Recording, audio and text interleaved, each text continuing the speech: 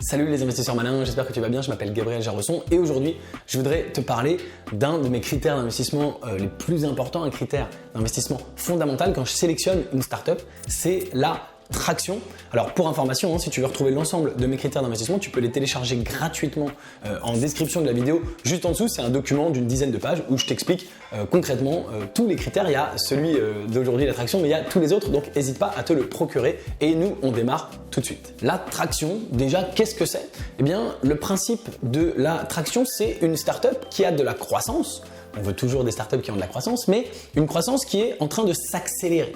Donc, c'est une accélération de la croissance, ce qu'on pourrait appeler la dérivée seconde, qui n'est pas la vitesse, mais qui est l'accélération. Ça va de plus en plus vite. Il y a de plus en plus de clients, de plus en plus de chiffres d'affaires. Alors, pourquoi c'est un critère intéressant? Pourquoi c'est un critère important? Eh bien, d'un point de vue, disons déjà basique, quand on investit dans une startup, eh bien, on veut investir dans une société quand elle est petite et on espère que la société grossisse pour que plus tard, quand on fait notre exit, elle vaille beaucoup plus d'argent et que notre investissement vaille beaucoup plus. Tu m'as compris. Et donc, on veut une startup qui se développe, qui fait de la croissance. Et donc, si au moment où on investit, elle a déjà de la traction, c'est-à-dire une croissance qui s'accélère, eh bien, c'est presque déjà gagné. Finalement, on investit dans une boîte qui est déjà en train de grossir. En plus, on va lui donner de l'argent.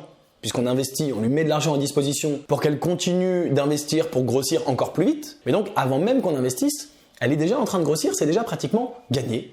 À condition, bien sûr, qu'elle arrive à continuer cette croissance et cette traction sur la durée, ce qui est encore un autre sujet. Mais donc, c'est déjà, en fait, rien que comme ça, si on reste sur un point de vue vraiment très basique, après j'ai d'autres choses un petit peu plus poussées à te dire, mais sur un point de vue très basique, c'est déjà extrêmement important de comprendre ça. Et beaucoup de gens, je le vois, des investisseurs, y compris d'ailleurs des investisseurs professionnels, investissent sur des gens qui ont une idée, un projet, un PowerPoint et une équipe. Et ce qui pour moi est hors de question, je ne fais pas ce type d'investissement, non pas que ça puisse pas réussir, bien sûr, mais on est sur des boîtes qui n'ont pas encore démontré qu'elles avaient de l'attraction, qui ne sont pas à l'instant où on investit déjà en train de grossir. Et donc, ça va être plus compliqué de finalement avoir une boîte qui vaut plus tard. En tout cas, on n'a pas la certitude. Donc encore une fois, si elle est déjà en train de grossir, on a presque déjà gagné la bataille puisque elle grossit, c'est ce qu'on veut, c'est le but et c'est comme ça qu'on gagne de l'argent. Et c'est ce que j'appelle quasiment comme parier sur le tiercé après la fin de la course. Après la fin de la course, on sait quel cheval court le plus vite, on parie après, et on est sûr de gagner. Et là, c'est un petit peu pareil. On a une boîte, on veut investir sur les boîtes qui font de la croissance, on a une boîte qui fait déjà de la croissance. Voilà. Bon. Donc ça, je pense que c'est clair. C'est quand même le truc le plus important concernant l'attraction, donc je voulais commencer par ça. La deuxième chose, mais qui pour moi est aussi au moins autant intéressante et qui vraiment me parle beaucoup, c'est cette fameuse statistique 9 startups sur 10 échouent. Tu connais sûrement cette statistique et elle est vraie au niveau mondial. Alors, si tu prends les startups qui sont accompagnées par un incubateur, tu en as beaucoup moins qui échouent. Si tu prends les startups qui réussissent à faire une levée de fonds, tu en as beaucoup moins qui échouent, mais peu importe. Au niveau mondial, 9 startups sur 10 échouent. Et en fait, la réalité, c'est que la plupart du temps, c'est pas du 100%, mais 90%, la plupart du temps, les startups qui échouent sont les startups qui n'arrivent pas à atteindre la traction. Alors, je vais t'expliquer pourquoi, mais donc tu comprends bien qu'en investissant dans une startup qui a de la traction, à nouveau, tu enlèves les 9 startups sur 10 qui vont échouer et tu gardes les 1 startup sur 10 qui ont déjà atteint la traction et qui donc vraisemblablement vont réussir. Donc ça, c'est à nouveau assez extraordinaire. Alors pourquoi les startups qui échouent n'atteignent pas la traction? Eh bien en fait, entre j'ai une idée, je vais monter une startup et atteindre de la traction, il y a énormément d'embûches, de problèmes, de choses qui peuvent mal se passer et donc de startups qui peuvent échouer à ce moment-là. Et donc encore une fois, si tu arrives à atteindre la traction, en général, c'est que tu as résolu tous ces problèmes potentiels, que tu les as dépassés et que tu as réussi à passer au-dessus, à passer au-delà. Alors quels sont les problèmes? Premièrement, tu peux avoir 2 fondateurs qui sont salariés et qui te disent Gabriel, investis dans notre startup, on va quitter notre job et on va créer ce produit, on va le vendre. Ils te le disent, tu investis, bon très bien, et puis qu'est-ce qui se passe? 6 mois plus tard, il y a une crise économique, il y a un des 2 fondateurs qui a eu un heureux événement, un gamin, etc. Et puis finalement, ils te disent ah oui, mais là c'est pas le moment de quitter mon job, je vais pas le faire, donc on fera ça plus tard. Et donc déjà, ils sont même pas sur le projet à plein temps, ça a aucune chance de fonctionner et hop, la startup échoue. Premier problème. Deuxième problème, c'est que des exemples, mais tu vas voir qu'il y en a beaucoup. Deuxième problème, finalement, ils quittent leur job, tout va bien, ils disent on va créer ce produit, mais ils n'arrivent pas à le créer. Ils disent on pensait qu'on savait faire, mais on sait pas faire. Techniquement, on n'est pas assez fort en développement informatique, il faut qu'on fasse appel à une agence, mais ça va nous coûter cher, donc on n'a plus d'argent, donc la startup se plante, etc. Ils savent pas faire. Ok, deuxième problème.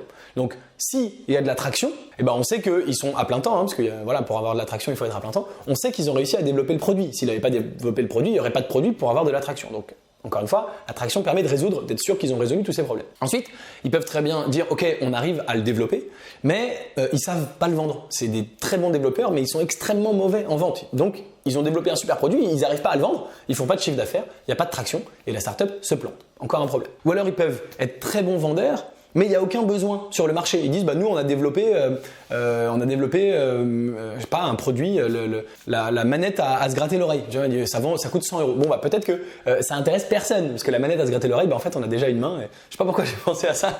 On trouve des exemples incroyables, d'accord? Donc, s'il y a de l'attraction, on sait que le produit, il y a un marché, que ça intéresse des gens, d'accord? Ou alors, encore une autre possibilité, ils ont quitté leur job, ils ont réussi à développer le produit, ils savent le vendre, il y a un marché, mais ils le vendent beaucoup trop cher. Ils vendent, je sais pas quoi, une caméra à 150 000 €. Si tu vends une caméra à 150 000 €, personne va l'acheter. Quoique, peut-être des cinéastes. Bon, l'exemple est peut-être pas très bien trouvé, mais ils le vendent trop cher et donc personne l'achète. Ou alors, possible aussi, ils le vendent pas du tout assez cher. Et donc, les clients n'ont pas confiance, ils disent c'est de la camelote, ils n'achètent pas. À nouveau, si on a de la traction, on sait qu'ils ont trouvé le bon prix, parce que, s'il n'y avait pas le bon prix, ça ne se vendrait pas.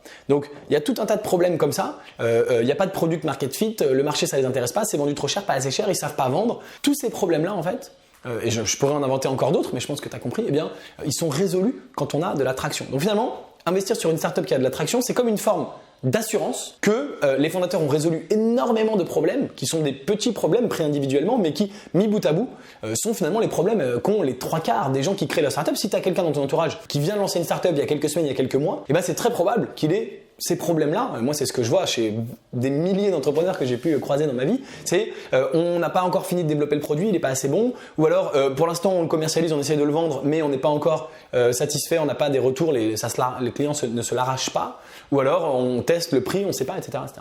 Donc, voilà deux grandes catégories de raisons principales pourquoi la traction est extrêmement, extrêmement important comme critère, extrêmement important pour moi. D'une part, on a des boîtes qui grossissent déjà et c'est ce qu'on veut pour gagner de l'argent. Et d'autre part, ça permet d'être finalement assez sûr, assez certain que les fondateurs ont résolu un certain nombre de problèmes de base extrêmement, extrêmement importants. Donc voilà pour la traction dans cette série de vidéos sur les critères d'investissement. Donc si tu veux être sûr de rater aucune des prochaines vidéos sur les critères, bien sûr, abonne-toi à la chaîne YouTube Léonie si ce n'est pas déjà fait. Tu peux même activer la cloche. Et puis, si tu veux récupérer l'ensemble de mes critères sur un seul fichier PDF, c'est entièrement gratuit. Tu peux les télécharger en description de la vidéo juste en dessous. Merci de m'avoir regardé jusqu'au bout. Si la vidéo t'a plu, aime-la, partage-la. Et moi, je te dis à très bientôt pour une prochaine vidéo. Ciao, ciao.